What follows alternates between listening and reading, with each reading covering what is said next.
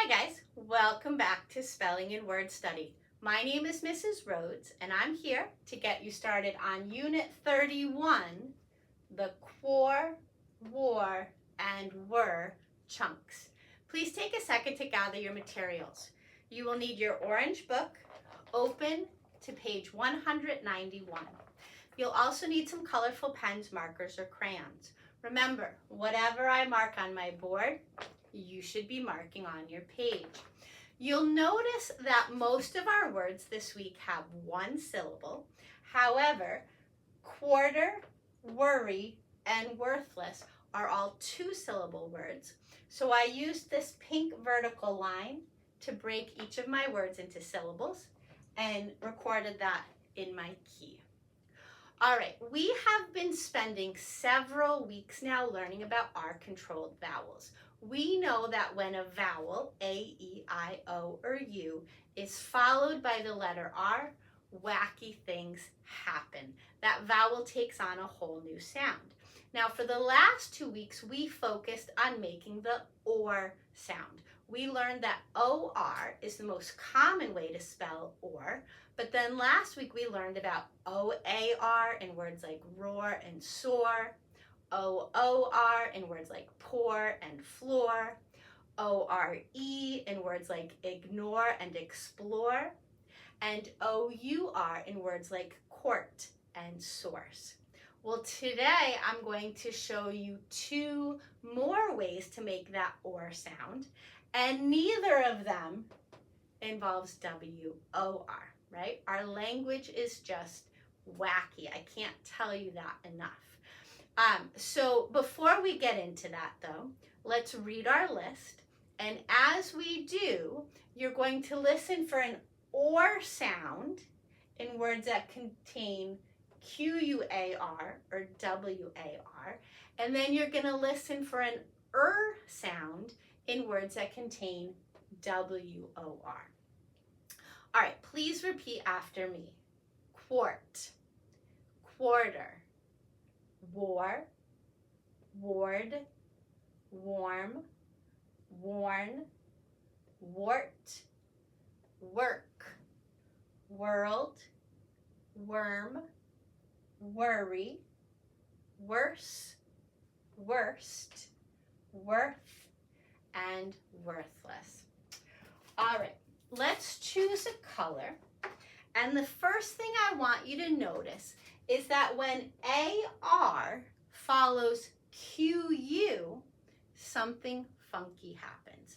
Instead of being pronounced R, it's now pronounced OR. So QUAR is pronounced QUAR, as in quart and quarter. So over here, green box equals QUAR, but that chunk is going to be pronounced like this, QUAR, okay? Now, that same thing happens when the AR follows W.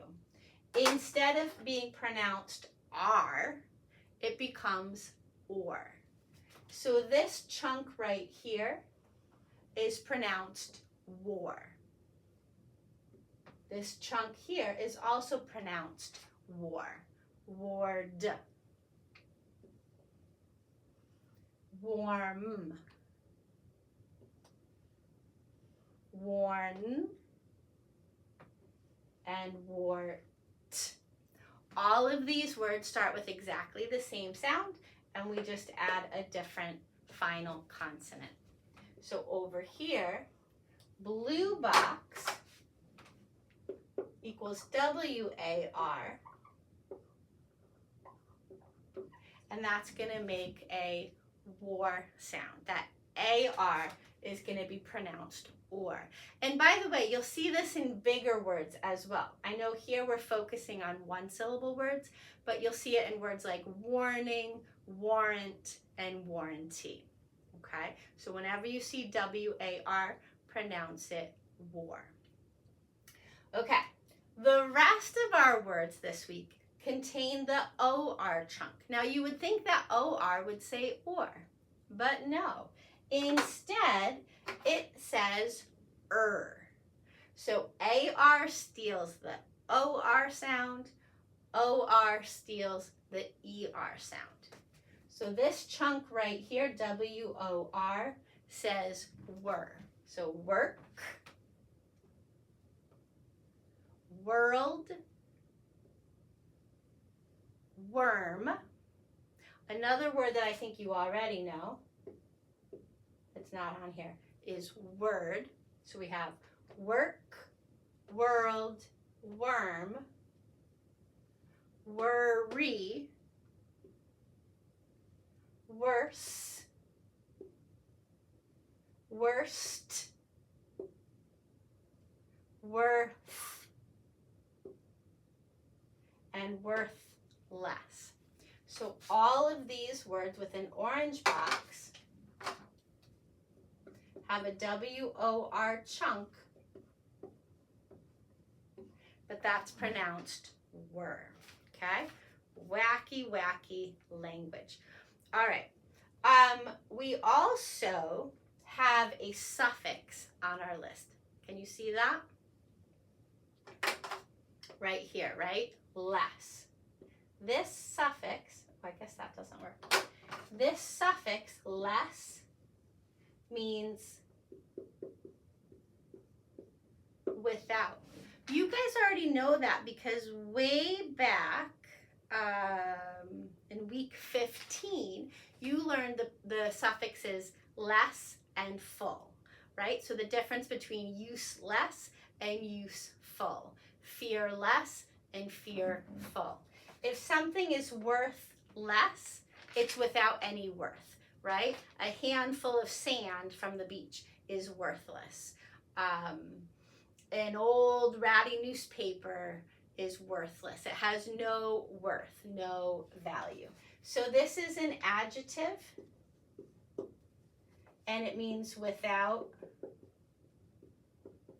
worth or without value.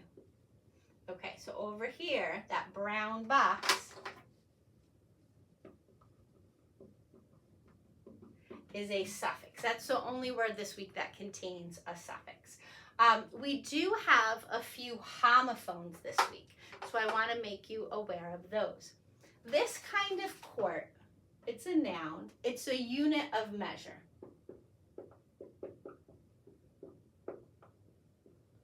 So if you go to the dairy aisle, you will see they sell creamers and milk and that sort of thing, heavy whipping cream, all that. Some of them come in you could buy a pint.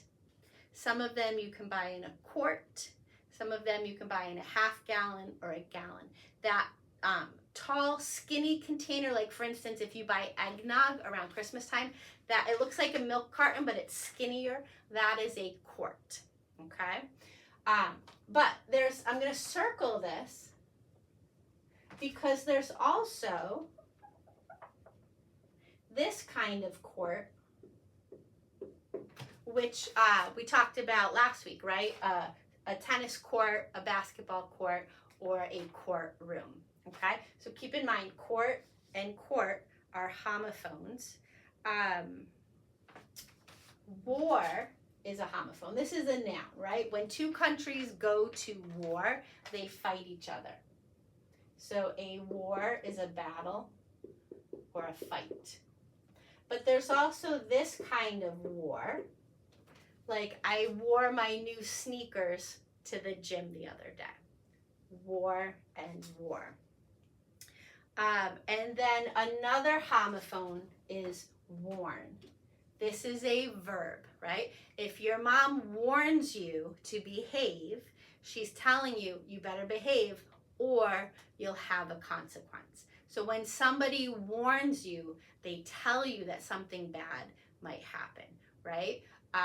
Your parents might warn you to be careful if you're walking to the bus stop and it's icy. They're like, be careful, don't slip. They're warning you that something bad could happen, okay?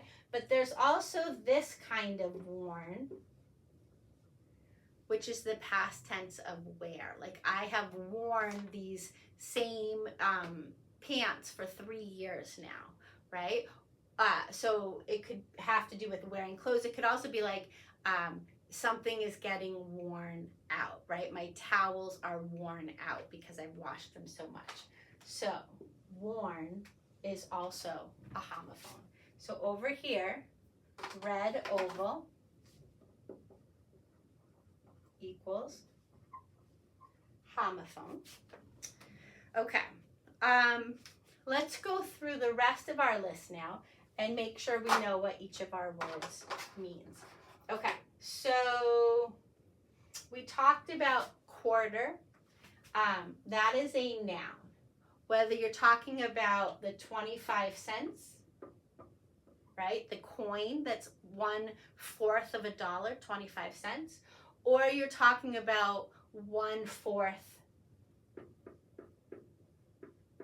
of something, right? Certain sports are broken up into quarters, right? They stop the game at the end of every quarter. Maybe the teams take a quick break. Maybe they switch sides of the field. So we could talk about the quarter of a sporting event. We could talk about a quarter of an hour, right? If it's 4:45, that means it's 15 minutes before 5 o'clock. Okay, a ward is a noun. It's like a wing or a section of a hospital. So if your aunt is having a baby and you want to go visit her in the hospital, you will go to the maternity ward. If your cousin just had his appendix removed and you want to visit him, you might go to the children's ward. So a ward is a certain hallway or section of a hospital. Warm is a describing word, right? It's if something's not hot and not cold, it's right in the middle. It is warm. A wart, that's a thing. Sometimes we get warts on our hands or on our face, or like little bumps. It's caused by a virus. So I'm just going to say bump on the skin. Work could be a noun if we're talking about I have to go to work. That's the place where I do my job. But it can also be a verb if we're talking about the action. I have to work on my project right now. The world, that's a thing, right? If we're talking about all of planet Earth, all across the world, all across the globe, that's the world. A worm, you know what that is, right? A little creature that digs in the dirt. Sometimes we use them as bait if we're going fishing. To worry, that's a verb. When you worry, you think about the bad things that could happen, right? You know you have a dentist appointment tomorrow, so you start worrying today. Oh no, what if they find a cavity? What if they hurt me? What if I get in trouble for not flossing? You start to worry. Worse is a describing word. It's an adjective. If something is worse, it's more bad. We don't really say that something's more bad, but let's say you had a stomach ache this morning and now it's gotten worse. It feels even more bad than it did before. Worst is another adjective. That means the most bad. This is the worst stomach ache I've ever had. Worth could be a noun if we're talking about the worth of something, right? Like, what is the worth of this ring? What is the worth of these old books? When we talk about the worth, we talk about the value. Okay, very quickly, I do want to let you know that we have a new prefix this week. It is on page 194. And the prefix is inter. And it has nothing to do with any of the words on our list. But since we've been talking about our controlled vowels and it contains that chunk, I thought this would be a good place to throw it. You guys have had a lot of practice with prefixes this year. 2 weeks ago, we talked about the prefix, which can mean again or back. And then back in week 24, we talked about the prefix, which means before. So whenever you see inter, it means between or among.